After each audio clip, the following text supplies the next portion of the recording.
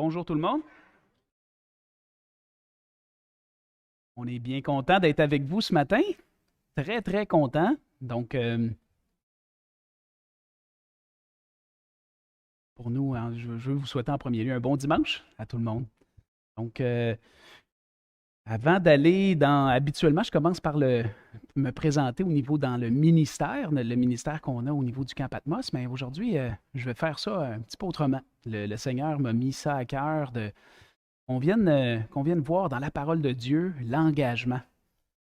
Puis, par la suite, ben, je vous expliquerai notre engagement qu'on a, moi puis mon épouse, parce que nous, le Seigneur nous a appelés en 2019 à tout vendre, à partir pour le servir à temps plein, puis à s'en venir ici, dans la région, pour servir dans son ministère comme missionnaire au Camp Patmos. Donc, je sais que plusieurs d'entre vous, on se connaît, plusieurs aussi que c'est la première fois que je vois vos visages. Fait que je suis vraiment, vraiment content de faire votre connaissance. Puis, je sais que plusieurs aussi ont déjà eu dans le passé des liens, des implications, des engagements avec le Camp Patmos.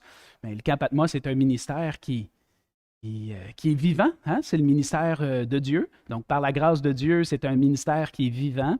Et donc, on va être capable de vous présenter tantôt les objectifs du ministère. Puis, donc, on est content vraiment de venir vous rencontrer à Jonquière, qui est la deuxième d'une série 2022-2023 de rencontres entre le Camp Patmos et les églises. Fait que vous êtes comme la première église locale que le camp, dans la saison actuelle, là, on vient visiter. Fait qu'on est vraiment content d'être avec vous à Jonquière. Ça fait un petit bout qu'on entend parler de votre assemblée, puis on est vraiment, vraiment heureux d'être avec vous. La définition de l'engagement, on y va avec quelque chose, hein? La définition d'engagement, c'est un compte. Il peut y avoir deux types. Hein, là, je suis allé avec le dictionnaire Larousse. Là. Tantôt, on regarde au niveau de la Bible. Contrat par lequel un individu s'engage à servir dans l'armée. C'est un engagement militaire. Il y a peut-être des gens qui ont fait cet engagement-là dans le passé. C'est comme, allez hop, on t'envoie dans l'armée. Hein? Tu ne peux pas te sortir de cet engagement-là comme ça, là. C'est tout qu'un engagement. Et ces hommes, ces femmes-là vont devoir avoir des responsabilités, des rôles, mais c'est pas un engagement qu'on prend à moitié là, quand on s'enrôle dans l'armée. Aussi, on peut avoir un engagement, un contrat, une action de se lier par une promesse ou une convention. Hein? Donc,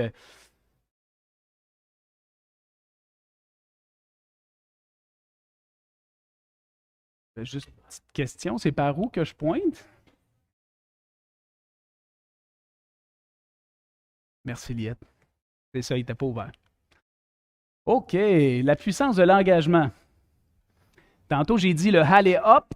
Aujourd'hui, tu sais, puis en décortiquant ça, puis en regardant les passages, je me suis rendu compte qu'il y avait 3 points super intéressants à aller voir quand on veut parler d'un engagement pour Christ. Le premier point, pour aller chercher un engagement avec Christ, ça nous prend l'humilité. On va le voir dans les passages, l'humilité. D'où le H du hop. Le U pour unité. Unité avec Christ. C'est pas toute seule qu'on va prendre cet engagement-là. Un engagement, c'est avec d'autres personnes. Donc, mais là, on parle avec Christ. Donc, on doit être en unité. Et le P du hop, c'est prière. Donc, on doit vraiment toujours demeurer en prière. Donc, le hop, au fait, ça aurait pu, mais je voyais que ces 3 choses-là revenaient. Donc, lorsqu'on veut être engagé, humilité, humilité, prière. On va commencer par ouvrir la parole de Dieu dans Proverbe 29, 18. Je l'ai affiché, puis celui-là, c'est bonjour, bonjour Marlène. Donc, c'est Sommeur, donc Louis II 21, excusez-moi. On va regarder aussi par la suite la version Sommeur. Quand il n'y a pas de révélation, le peuple ne connaît aucune retenue. mais il respecte la loi, il est heureux. J'aime ici cet aspect-là qu'on parle de le peuple ne connaît aucune retenue. Donc, quand on n'a pas de vision, on fait, ouais, juste, excusez-moi, là, j'y vais comme ça, là, il faut que je revienne ici à mes feuilles. Juste avant de regarder ce passage-là, je m'excuse, OK, à tous. Euh, on doit,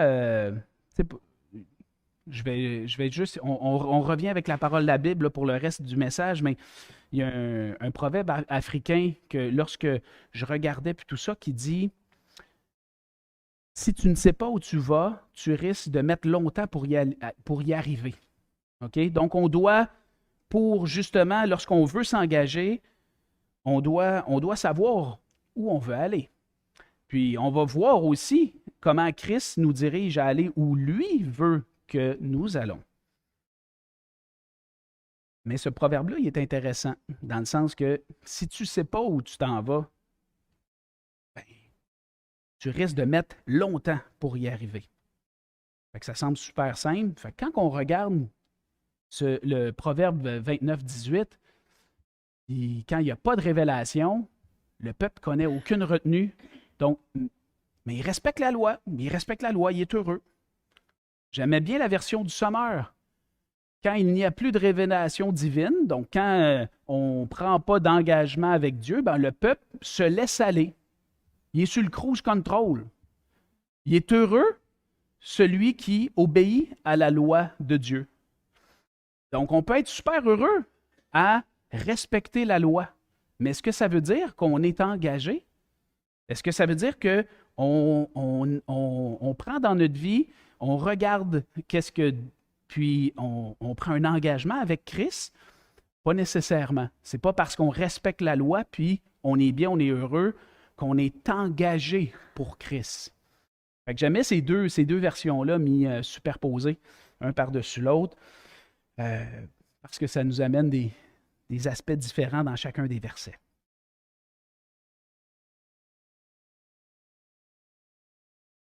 Est-ce que vous vous laissez aller dans la vie chrétienne? Êtes-vous tout simplement heureux en vous contentant de respecter la loi de Dieu?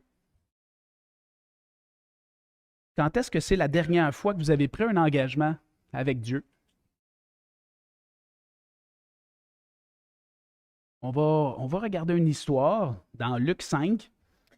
Puis, tantôt, on va regarder un verset, mais donc, au niveau de la pêche miraculeuse.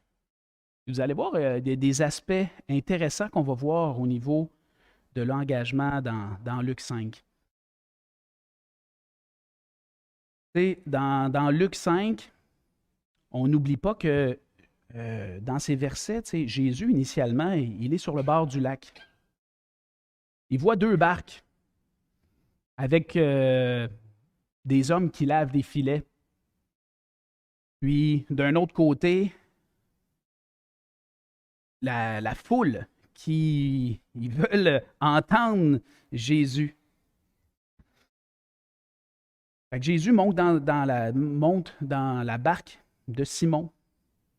Et Jésus demande à Simon de s'éloigner là, un petit peu pour qu'il soit capable de. J'imagine, là, je le vois comme ça, parce qu'ils disent que Jésus soit capable de. Qu'il va enseigner à la foule pour qu'il y ait probablement plus de monde. Là, j'imagine que c'était peut-être une petite baie, puis là, il est capable de. Ça devait faire comme un amphithéâtre. Là. Il est dans la chaloupe, puis il va enseigner aux gens. Fait qu'il demande à Simon, ben, mais les pêcheurs viennent de passer une nuit, eux, à essayer de prendre du poisson. Ils viennent de laver leurs filets pour ceux qui travaillent fort, surtout probablement à cette époque-là, d'avoir déjà des filets, des laver, de dire, ben là, attends un petit peu, là, nous autres, on vient de passer la nuit à pêcher, on n'a rien pris, on n'a pas attrapé de poisson. Et là, il embarque dans ma chaloupe, puis il me demande d'aller un petit peu plus loin.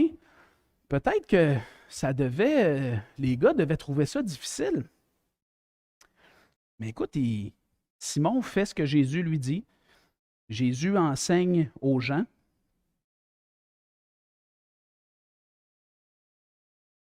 Puis, n'oubliez pas que ces pêcheurs-là, toute la nuit, n'ont pas pris aucun poisson. C'est sûr qu'ils sont déçus de leur pêche. C'est des pêcheurs professionnels. Jésus, lui, de son côté, pour la majorité de ces hommes-là qui sont là, il y avait Simon, ses associés, les fils de Zébédée, puis pour la majorité de ces hommes-là, Jésus était perçu, oui, comme le fils de Dieu, mais le fils d'un charpentier. Fait que là, qu'un fils de charpentier montre aux pêcheurs à comment pêcher. Fait que, bon, là, on n'est pas là, on va regarder ensemble le verset 5, Luc 5, verset 8. Quand il vit cela, Simon-Pierre tomba aux genoux de Jésus. Puis il dit, Seigneur, éloigne-toi de moi. Là, la pêche venait d'avoir lieu, là, puis là, il avait attrapé beaucoup de poissons. On va le revoir un petit peu plus loin. Mais Seigneur, éloigne-toi de moi, parce que je suis un homme pécheur. Il ne se sentait pas qualifié du tout, là, lui. Là. En effet, lui et tous ceux qui étaient avec lui étaient remplis de frayeur à cause de la pêche qui venait d'arriver. Il en allait de même pour Jacques et Jean, les fils de Zébédée, les associés de Simon. Jésus dit à Simon, n'aie pas peur, désormais tu seras pêcheur d'hommes. Alors ils ramenèrent les barques à terre, puis ils ont tout laissé, puis ils suivirent Jésus.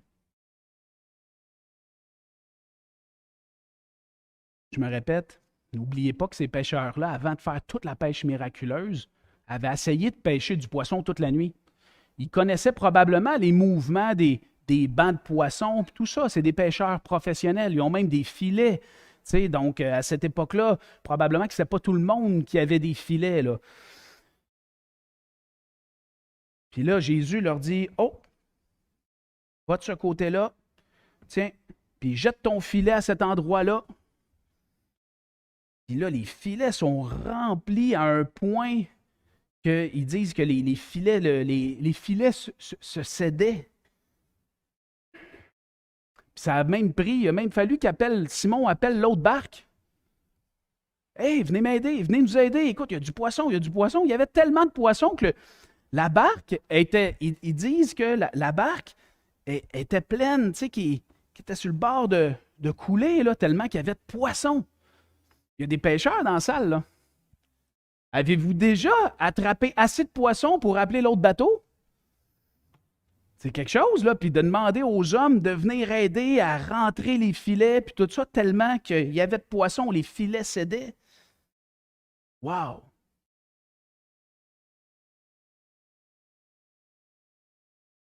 C'est spécial pour un fils de charpentier, là. Mais là, il se rendait compte que c'était pas juste un fils de charpentier.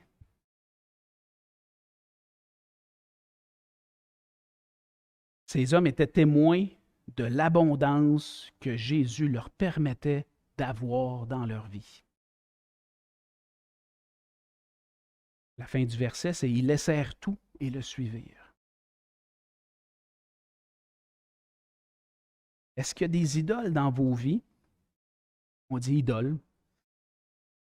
Dans la Bible, on dit idole parce que, bon, ils idolâtraient des statues, tout ça. Aujourd'hui, ce n'est pas vraiment des statues qu'on va idolâtrer, mais c'est peut-être quelque chose qui fait que notre temps est aspiré. On est tellement occupé que qu'est-ce qui fait que notre temps est aspiré? C'est ça que je veux dire par idole. Tu sais, il y a peut-être des choses qu'on fait dans nos vies qui prennent beaucoup de notre temps.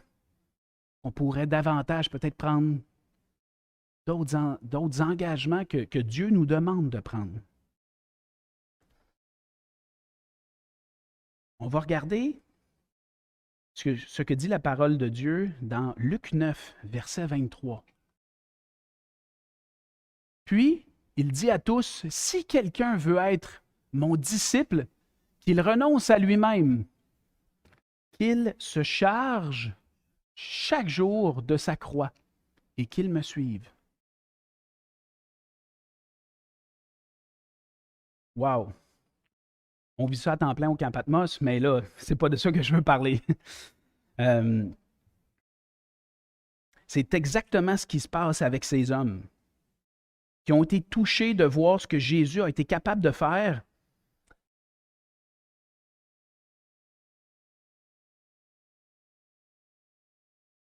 Puis, comment, comme hommes, parce qu'ils ont suivi Jésus, puis qu'ils ont suivi les commandements, ben, ils ont eu du fruit dans leurs actions. Donc, ils ont eu une pêche parce qu'ils ont exactement une pêche miraculeuse, parce qu'ils ont suivi exactement les commandements de Jésus, parce qu'ils étaient avec Jésus. D'où l'unité que je parlais tout à l'heure.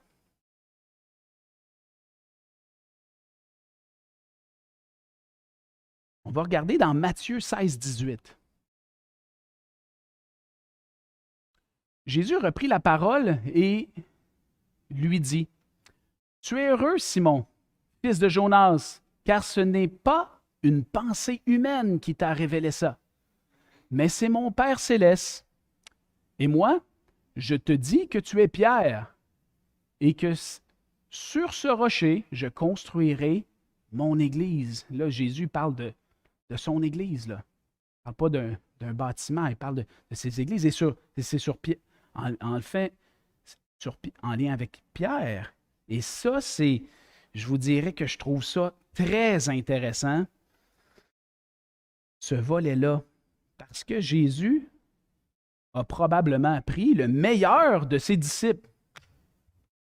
Tantôt, on parlait de volleyball, hein? Le meilleur joueur. Est-ce que Pierre, donc Simon-Pierre, là, était le meilleur disciple de Jésus, le plus parfait? Il a pris celui qui était parfait, il a pris celui qui n'avait pas péché, il a pris celui qui ne l'a jamais renié. Oh, il l'a renié 3 fois. Puis, Simon-Pierre est vraiment pécheur et imparfait. Okay? J'ai été ironique quand je disais que Simon-Pierre n'avait pas péché. Okay? Mais il a pris ce disciple-là. Et c'est Jésus qui l'a qualifié.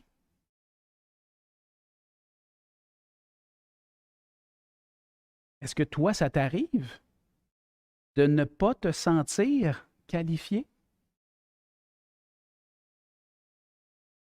C'est Jésus qui qualifie. Est-ce que ça t'arrive même que peut-être d'autres, des hommes, te disqualifient, puis que tu sois disqualifié par d'autres? Jésus envoie Pierre en mission pour aller porter la bonne nouvelle, pour aller faire des disciples. Une petite question pour vous autres. Ça paraît simple, là. Tu reçois un téléphone. Tu reçois un téléphone disant que c'est à toi d'aller annoncer à ton voisin, que ce soit ton voisin d'à côté, ou d'aller annoncer à ton voisin qui a gagné 1 million de dollars, un gros lot. Fait que là, toi, tu reçois ce téléphone-là, puis on te dit, c'est ta mission. Ben, vas-y, va y annoncer la bonne nouvelle, qu'il a gagné le gros lot. Qui irait pas? Vous allez me dire, ben là, Maxime, c'est une bonne nouvelle. On va y aller. Mais là, vous allez me dire pourquoi que c'est à nous autres à faire ça, là. Vous avez bien raison, OK? Mais c'est une bonne nouvelle, c'est simple. Hey, c'est vraiment une bonne nouvelle. Hey, peux-tu aller lui annoncer, c'est toi notre porte-parole?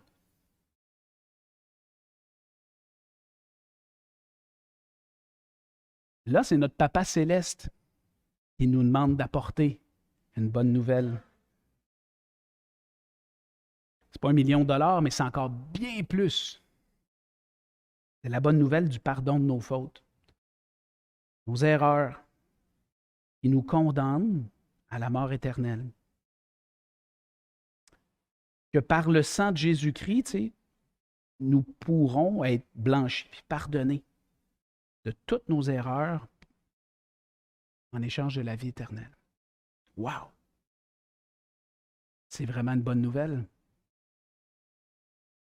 C'est Jésus qui te qualifie, frères et sœurs.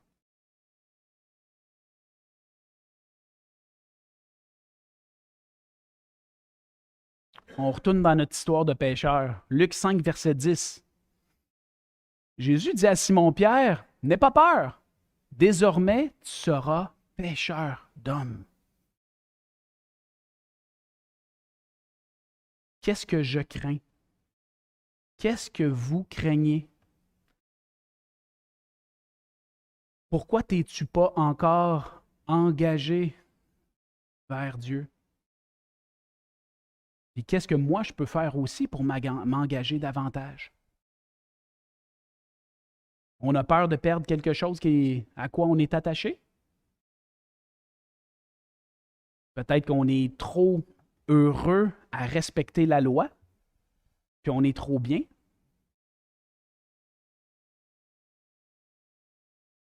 Écoutez bien, la vie chrétienne ne peut être envisagée que par une vie d'engagement. Notre premier acte d'engagement,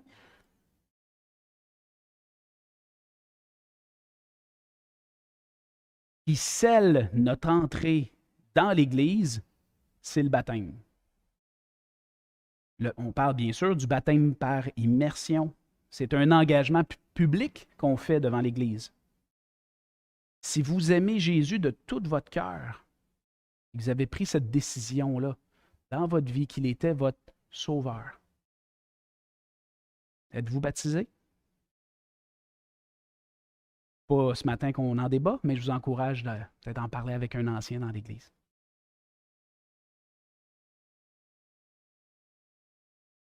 On va aller dans Luc 9, versets 57 à 62.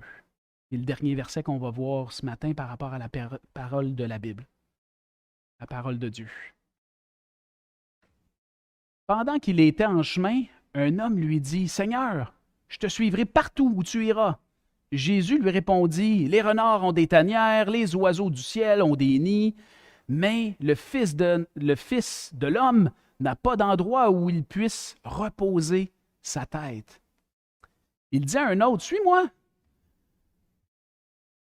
Répondit, « Seigneur, permets-moi d'aller d'abord enterrer mon père. » Jésus lui dit, « Laisse les morts enterrés entre les morts, et toi, va annoncer le royaume de Dieu. » Un autre dit, « Je te suivrai, Seigneur, mais permets-moi d'aller d'abord faire mes adieux à ceux de ma maison. » Jésus lui répondit, « Celui qui met la main à la charrue et regarde en arrière n'est pas fait pour le royaume de Dieu. » Wow! C'est moi le premier qui s'est venu travailler quand à travers la préparation de l'étude, ce verset-là est sorti, tu sais.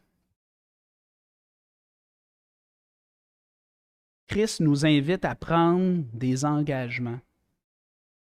On doit l'écouter, bien sûr.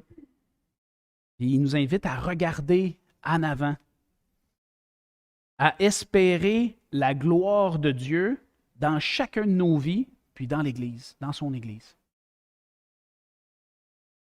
Est-ce que des fois, vous regardez derrière vous en pensant à vos péchés ou peut-être à du tort que vous avez pu avoir fait? Mais je vous encourage vraiment de demander pardon et d'avancer, vraiment en regardant en avant. Donc, unité, l'humilité, donc que Jésus soit premier dans notre vie puis qu'on soit deuxième, ça demande de l'humilité, mais aussi, ça prend de la prière. On doit se remettre en prière pour justement écouter le Seigneur, pour voir pour qu'on puisse savoir justement où Dieu veut, ou quel engagement que Dieu veut qu'on prenne son Église pour lui. C'est moi. Je veux juste m'assurer du temps. Parfait. Tu sais, il y a des hommes dans... J'ai le goût de faire, parce que tu sais, là, on parle de devant, j'ai le goût de vous présenter peut-être. Est-ce qu'il y en a qui connaissent William Bowe? Non? OK. Tu sais, je me suis dit, j'aime ça amener des choses nouvelles puis qu'on apprenne. William Bowe, un petit peu d'histoire. C'est un homme qui est exemplaire. Je ne dis pas parfait, là. Pas du tout, du tout. Un homme exemplaire dans son engagement pour Christ. C'est de ça qu'on parle. Donc, William Beau, c'est un pasteur qui travaillait dans les quartiers pauvres et en 1865, il a fondé une mission chrétienne évangélique protestante à Londres, dans l'est de Londres. Et en 1878, cette mission-là a changé de nom, pas de mission, mais de nom, et on la connaît aujourd'hui sous le nom de l'Armée du Salut. Donc, c'est William Beau qui a fondé l'Armée du Salut, qui était un chrétien évangélique protestant. Il était pasteur en 1865. En 1878, l'Armée du Salut est arrivée au Canada. En 1882, donc 4 ans plus tard, elle s'implantait dans la région de Montréal. Ça fait un bout, là, hein? Les jeunes, là, on parle de 1800, là, on n'est pas dans 1900. Donc, 1882, elle arrive dans... non, 84, excusez-moi, dans la région de Montréal. Sa devise, c'était « soupe, savon et salut ». Parce qu'on parlait du salut. C'était une soupe, du savon, puis le salut par Christ. Ça, c'était sa devise. Au Québec, les dirigeants de cette organisation-là ont souvent été battus et emprisonnés jusqu'en 1909 parce que l'Église catholique prenait de la place, là.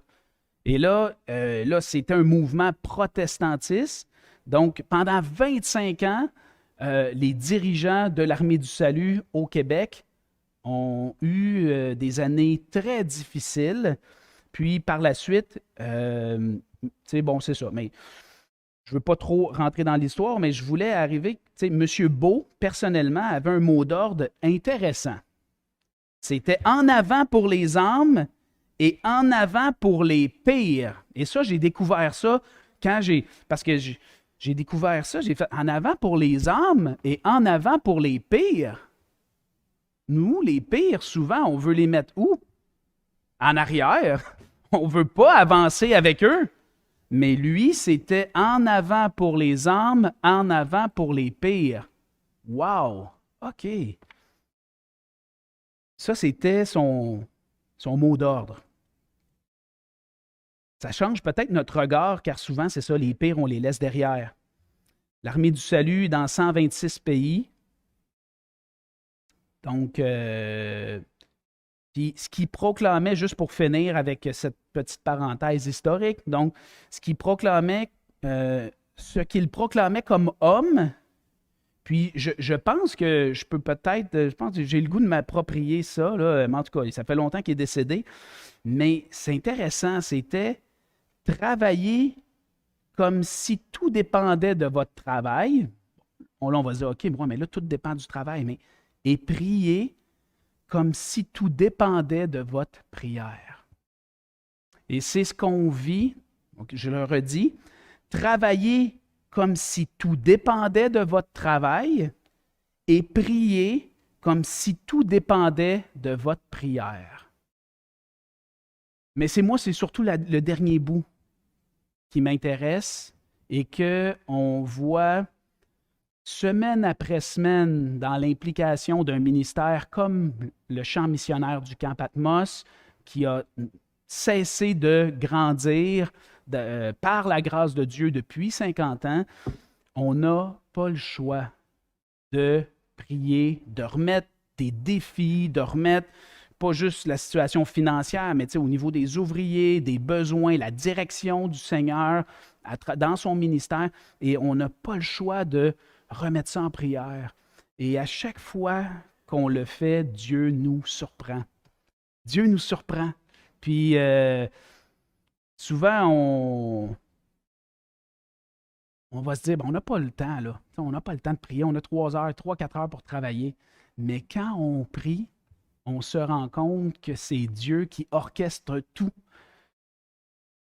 Ben, au fait, on le sait, mais en pratique, quand on est dans le travail intense, souvent on oublie ce volet-là. Et je vous encourage, mes frères et sœurs, quand vous prenez un engagement pour Christ, la prière doit être prioritaire. C'est lui qui orchestre tout.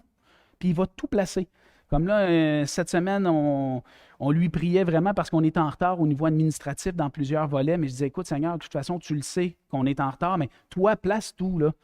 Puis, mec, j'arrive là, administrativement, ben je vais me rendre compte que tout arrive. Mais c'est toi, Seigneur, qui place, qui prépare les cœurs. Et ça, c'est important dans chacun de nos vies. Lorsqu'on est engagé avec Christ, on doit absolument prier pour que lui fasse le travail et qu'il y ait un travail d'unité entre lui et nous. Et bien sûr, pour faire ça, on doit s'humilier. Et on doit dire, OK, ben Seigneur, regarde, ça ne repose pas sur mes forces. Camp Patmos, 50 ans, complice de vos souvenirs. Il y en a qui étaient là, 50 ans, là. Qui était là, 50 ans, au Camp Patmos? Doris Michel, pas loin, là, vous, là.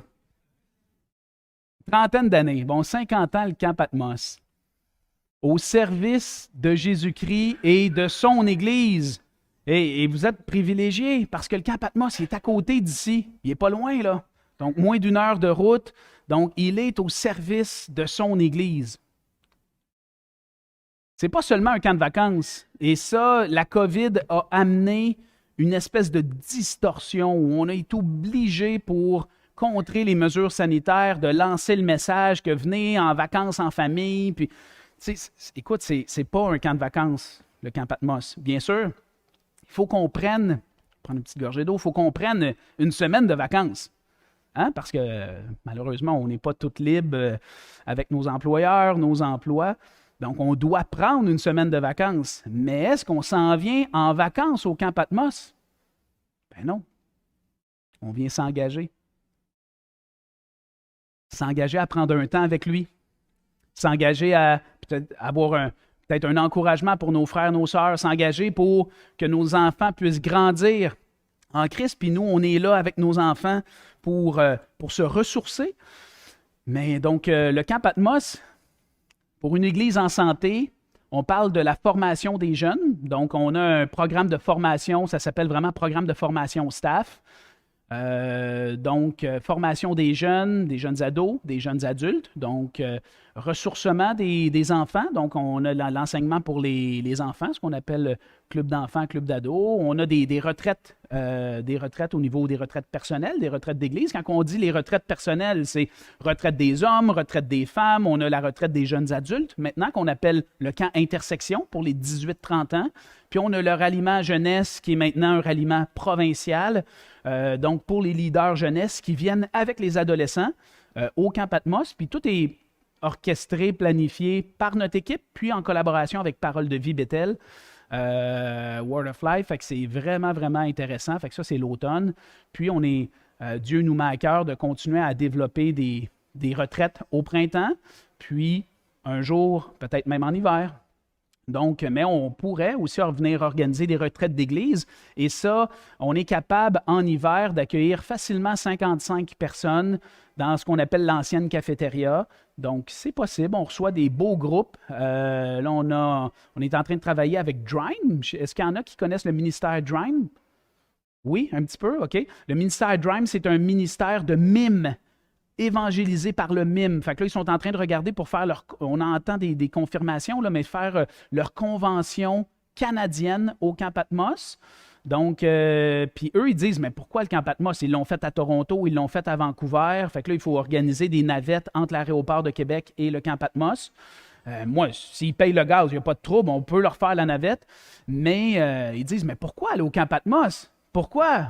Vancouver, c'est bien plus beau. Ils ont dit, mais on veut que les participants, quand ils viennent au camp, prendre un temps où on regarde la parole du Seigneur, où on a des paroles d'encouragement, bien, de faire en sorte que les gens puissent rester regroupés ensemble. Parce qu'à Vancouver, les gens allaient se promener, à Toronto aussi, mais là, ils disent, on veut être dans le bois.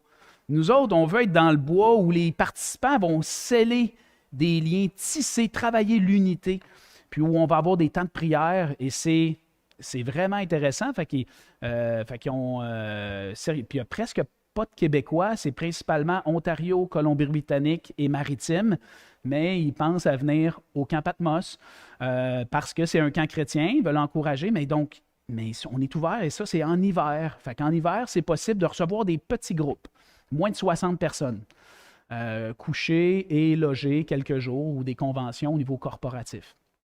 Favoriser l'accessibilité aux familles à faible revenu, c'est une priorité au niveau du ministère depuis vraiment longtemps et encore cette année.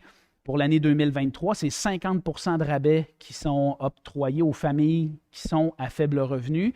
Puis c'est super important. Donc, on est passé de 20 à 40 puis là, maintenant, c'est 50 qu'on octroie. C'est sûr que le coût de la vie augmente, mais on veut continuer à aider ces familles-là. Fait que pour l'été 2023, je vous annonce une primeur, c'est 50 de rabais que les familles à faible revenu vont avoir en venant au camp. On a une belle collaboration aussi avec le conseil de bande de Sept-Îles, donc Manoa-Tenam. Donc, ça va faire 20 ans en 2023 que le conseil de bande avec Denis Maisonneuve, qui est missionnaire à Sept-Îles, viennent au camp. Et depuis 3 ans, notre relation, le Camp Patmos a un contact, mais on travaille directement avec le conseil de bande. Donc, pour favoriser une relation advenant quoi que ce soit avec Denis et Brigitte, nous, on veut maintenir ce lien-là. Donc, ça a dégagé beaucoup Denis, parce que c'était Denis qui portait ça sur ses épaules pendant plus qu'une quinzaine d'années. C'était pratiquement lui qui faisait toutes les inscriptions des Inuits. Mais maintenant, les Inuits, l'année passée, Denis a eu un cancer, n'a pas pu venir, mais les Inuits sont venus. Waouh, ça a été encourageant pour notre Denis, qui est en mission à cette île, de voir que même si lui et sa femme n'étaient pas là, que les Inuits étaient venus. Ils étaient un petit peu moins nombreux, mais ils sont plus d'une trentaine qui sont venus l'an passé. Puis cette année, il était 60, un peu plus que 60 Inuits à venir passer une semaine pour se ressourcer spirituellement. Puis Denis est en train de constater qu'il y a une belle relève, mais qui est en train de naître, mais par l'intérieur, donc des Inuits. Longtemps, il a cherché des gens extérieurs pour prendre la relève dans le ministère, mais là, il y a 2 beaux couples là, qui tranquillement prend de plus en plus de place puis qui est en train de former. Donc, bon, seul Dieu sait là, tout ce qui va se passer en lien avec la relève, mais pour le Camp Patmos, toute cette relation-là avec les Autochtones est super, super important. Quand vous soutenez une mission qui s'attache à gagner des âmes à Christ, vous faites partie de chaque vie transformée. Parce que le travail du Seigneur, c'est un travail d'équipe. Servir, témoignage, amitié, formation, fun. On dit staff, puis longtemps, ça a été comme l'acronyme qui était associé à nos jeunes, mais je vais plus loin que ça. Aujourd'hui, en 2022, on comprend que cet acronyme-là, elle est attachée à tout le monde qui vit, soit qui vient une semaine au camp ou une fin de semaine ou à l'année. Ça fait partie on vit ça. On est au camp parce qu'on veut servir, on veut être un témoignage, puis on veut aussi développer une amitié. Dieu nous forme et on va avoir du plaisir. Le programme de formation staff, dans le passé, c'était ce qu'on appelait vraiment les staffs. C'était des jeunes travailleurs bénévoles. Depuis en 2019, il y a eu une refonte complète qui a été faite. Puis pour moi, c'est important de vous le partager. Parce que souvent, on reste avec notre image. Dans le passé, ça se faisait comme ça. Ça a bien évolué de façon positive. Puis maintenant, bon, on parle de 6 adultes qui encadrent le programme de formation pour les jeunes staffs. Fait que c'est pas, tu t'en viens pas faire du bénévolat. Non, c'est peut-être dans d'autres camps. Au Camp Patmos, c'est un programme de formation. Les jeunes vont, oui, développer leur esprit de service, mais développer en premier lieu leur relation avec Christ, avec les autres ados aussi. C'est un programme qui est adressé pour des 14 à 17 ans.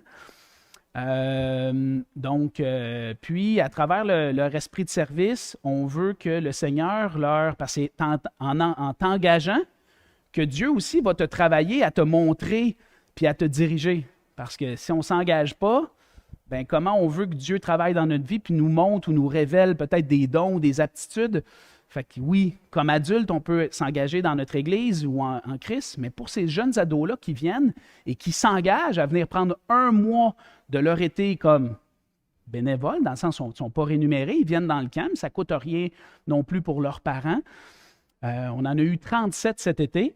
Ils viennent s'engager dans un objectif qu'ils puissent voir le Seigneur leur dévoiler des dons, des aptitudes, puis plusieurs vont s'impliquer à différents niveaux, quelques heures par jour, au niveau soit de la cuisine, soit de la louange, de l'adoration, de l'animation, peut-être la petite ferme. On en a aussi qui sont au multimédia, donc vont prendre des photos, prendre des vidéos.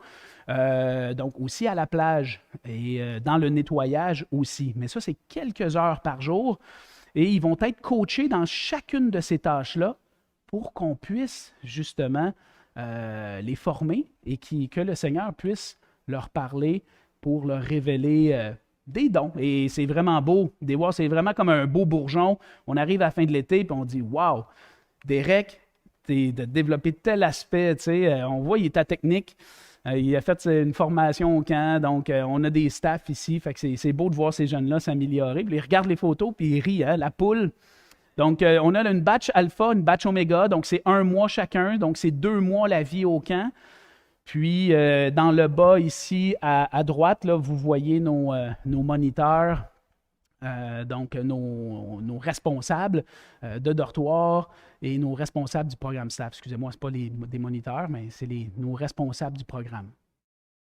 C'est vraiment une belle gang. On a aussi, Dieu nous a mis à cœur en 2019. À cause de la pandémie, on a retardé ce programme-là. 2020, on l'a comme testé un petit peu par contre. À partir de 2021, c'était à deuxième été cet été qu'on a mis en place vraiment un programme qui s'appelle le programme pour les jeunes adultes en mission.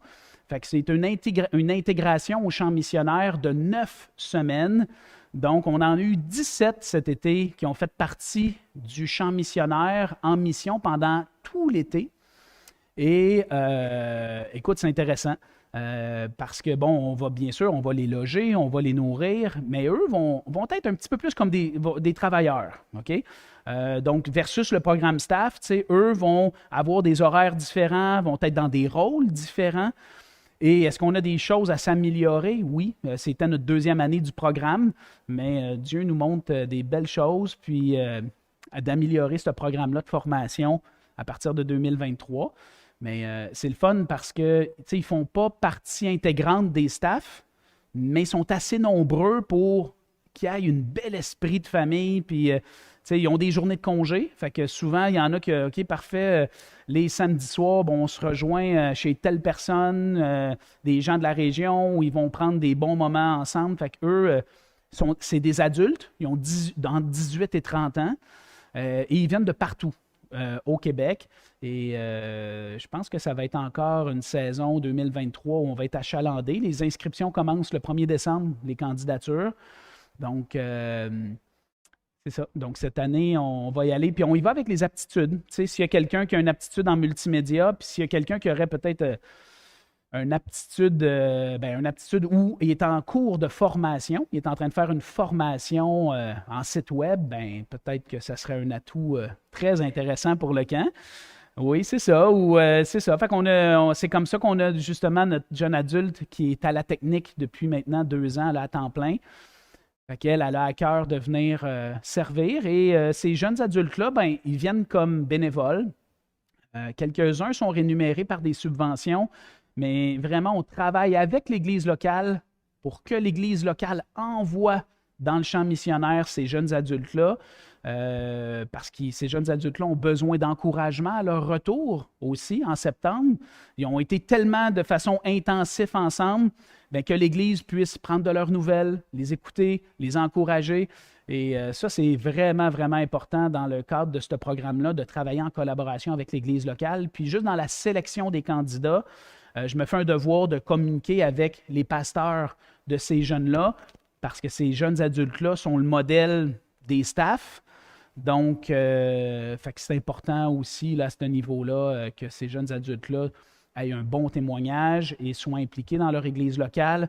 Fait que la lutte va être chaude, je pense, en 2023, parce que plus ça va, Puis là, les staffs qui arrivent à 18 ans, ben, ils disent, là, je m'en vais comme jeune adulte, mais là, jeune adulte, là, fait que je pense qu'on va avoir des belles grilles de qualification, puis c'est pas pour disqualifier personne, c'est Jésus qui qualifie, mais essayer de vraiment faire en sorte d'avoir des jeunes avec des beaux témoignages. Mais on ne peut pas prendre tout le monde, mais il y a d'autres camps.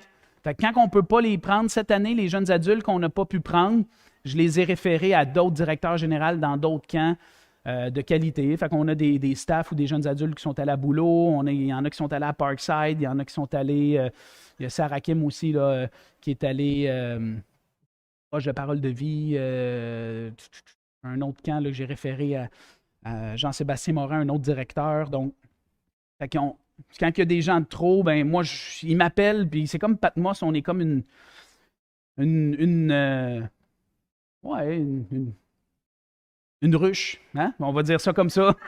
Une ruche où, tu sais, il y a de l'activité, ça fourmille, il y a de la vie, puis si on a des jeunes adultes de qualité, moi, ça me fait plaisir de les référer, puis je ne veux pas nuire à aucun adulte. Jeune adulte, fait que les jeunes adultes, eux, étaient impliqués au niveau de l'accueil, au niveau de la cuisine, au niveau de l'animation, un petit peu comme les staffs. La seule chose, c'est qu'eux vont prendre un staff comme grande frère ou comme grand frère ou comme grande sœur.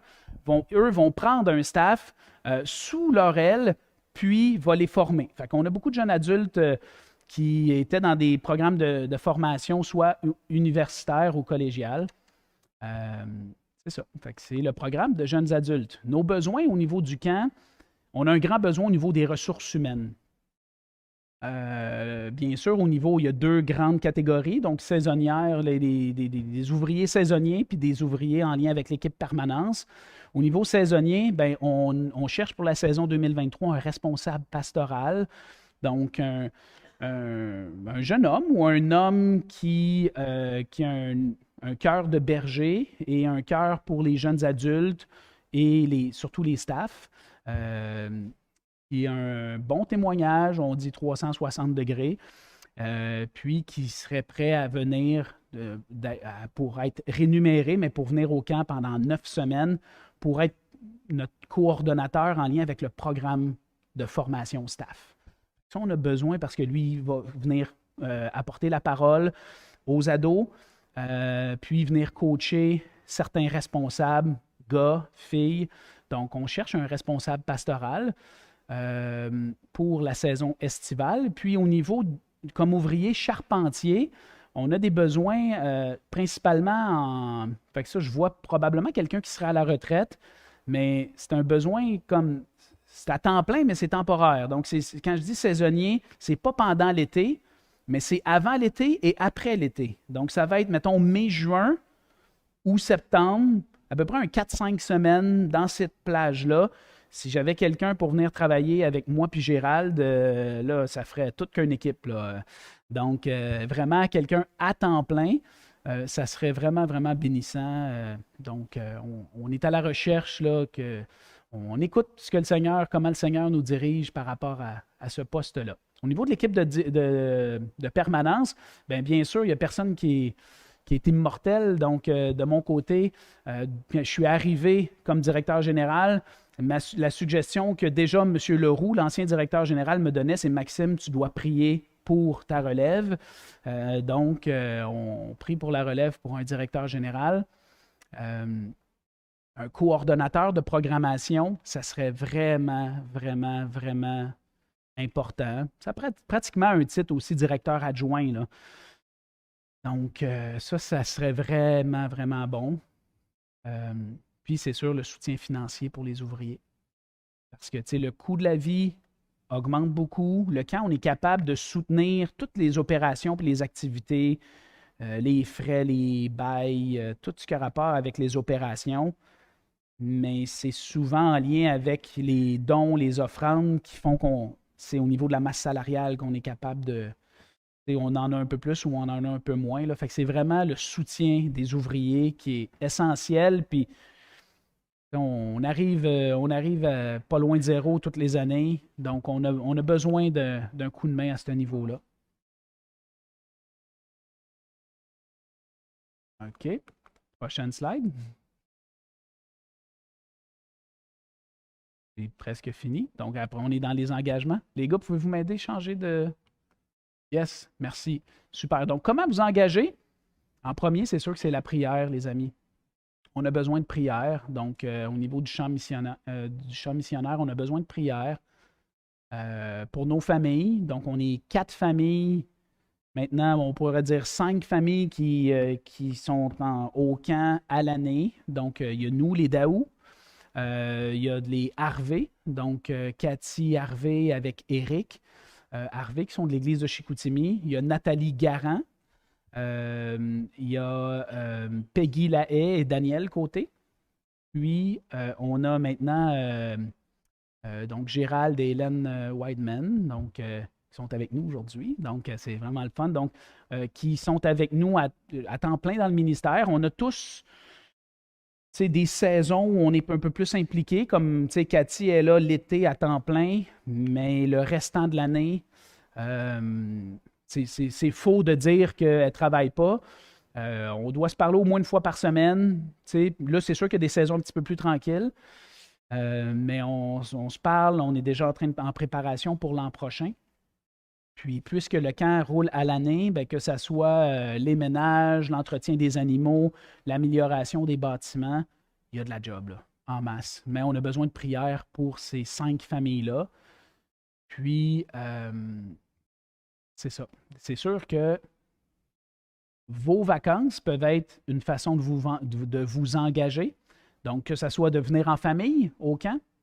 On a l'été prochain, on a officiellement un camp d'enfants qu'on va faire dans un modèle en famille. Donc, c'est les parents qui viennent avec leurs enfants. Leurs enfants vont être pris en charge. Donc, ils vont avoir un enseignement pour les parents et les enfants l'avant-midi. Mais l'après-midi, on fait comme un modèle camp de jour. On prend les enfants en charge par nos moniteurs. Les parents, eux autres, ont un temps un petit peu plus tranquille. Je regarde par là, je sais qu'il y a des parents. Non, donc, un modèle un peu plus camp de jour l'après-midi. On prend en charge les enfants, fait que les parents peuvent prendre un temps autour du lac, aller marcher, juste prendre des temps de discussion en couple. Et en soirée, on refait un enseignement pour tout le monde. Fait que c'est un modèle un petit peu plus fait pour les enfants. Puis si cette semaine-là, il y a des ados, ben, il y a quand même un enseignement pour les ados qui roule en parallèle. Puis on ramène le camp d'ados en famille, ados, jeunes adultes. Fait que ça, c'est un prédicateur vraiment, c'est Jean-Sébastien Morin pour 2023 qui va être encore avec nous. Et c'est un modèle un peu en même chose, prise en charge l'après-midi. Puis, parallèlement à ça, il va y avoir un enseignement pour les enfants. Si des fois, il y aurait des jeunes, des fois, il y a des familles qui ont des ados puis des enfants. Fait qu'on va avoir 2 semaines comme ça l'été prochain, puis on roule avec 6 semaines de camp de famille en programmation. Ça va être vraiment intéressant. Les retraites d'automne, hommes, femmes. Tantôt, j'ai entendu parler des ministères de femmes, des hommes, jeunes adultes. On a des retraites d'église. J'en ai vu plusieurs d'entre vous en juin aussi, le rassemblement des églises qu'on fait en juin. Donc, il n'est pas encore planifié à l'agenda, mais d'après moi, on devrait avoir des discussions bientôt avec Jean-Philippe Lapierre, au niveau de l'association. Donc, un engagement vis-à-vis peut-être un temps de service. Donc, ça peut être de venir quelques semaines dans les cuisines comme bénévole en été. Ça peut être lors de nos retraites, de nos corvées au niveau du printemps. Puis, s'il y a des gens qui s'ennuient et qui disent moi, je suis à la retraite, Maxime, puis j'aurai une couple de jours à venir donner, il y a tout le temps de la place. Hein? Gérald, il y a tout le temps de la place. Fait que ça, on a des bénévoles ou des travailleurs qui sont avec nous un petit peu tout le temps. Fait qu'il y en a qui vont dire parfait, je donne une journée aux 3 semaines. Puis on y va avec les dons, les aptitudes et l'énergie que les gens ont. Donc, fait que oui, c'est possible de dire j'aimerais ça m'engager un petit peu puis de venir. Il faut juste qu'on le planifie, nous, qu'on planifie le travail d'avance puis tout ça. Là. Ce qui est plus dur, c'est OK, j'arriverai ce matin si ce n'est pas planifié. Fait qu'il faut juste le planifier. Mais si on le planifie, tout est possible. Puis, c'est sûr qu'au niveau du soutien financier, que ce soit en Église, moi, j'ai rien pesé, que ce soit en Église ou au niveau personnel, c'est sûr que on remet ça entre les mains du Seigneur par rapport aux finances du camp, soit en don unique ou en don mensuel. Puis, fait que c'est vraiment, c'est la présentation que je voulais faire pour vous aujourd'hui, venir vous expliquer un peu le champ missionnaire, l'intégration au niveau formation jeune adulte, ado, les camps qu'on a pour les familles, le cœur qu'on a aussi pour le Seigneur à travers la formation pour les familles. Mais c'est un peu ça. Puis au niveau des ouvriers, besoin de prière pour les ouvriers. Est-ce que quelqu'un aurait peut-être une question avant qu'on prenne un temps de prier? Oui? C'est la première fois que tu viens, Maxime, ici. Oui, oui. C'est possible que tu nous présentes ta famille? Hey, ça me ferait plaisir. Ben oui. Donc, Audrey, peux-tu venir ici, s'il vous plaît? Jérémy, Elina, puis Eve. Donc, oui, oui, oui, viens, viens. Ben, c'est pour les gens sur le web, un peu partout dans le monde. Oui, donc ma femme Audrey. Donc, on est mariés depuis 15 ans. On a notre belle grande fille de 14 ans. Jérémy qui a 13 ans. Donc, et Eve, Eve qui est en bas à l'école du dimanche, qui a 8 ans. Fait que nous, on vient de Laval. Et c'est ça, en 2019, le Seigneur nous a vraiment montré de tout vendre puis de s'en venir dans la région. Pas de famille dans la région. C'est ça. Donc, c'est vraiment pour le Seigneur qu'on est venu servir comme missionnaire. C'est ça. Quelque chose à dire?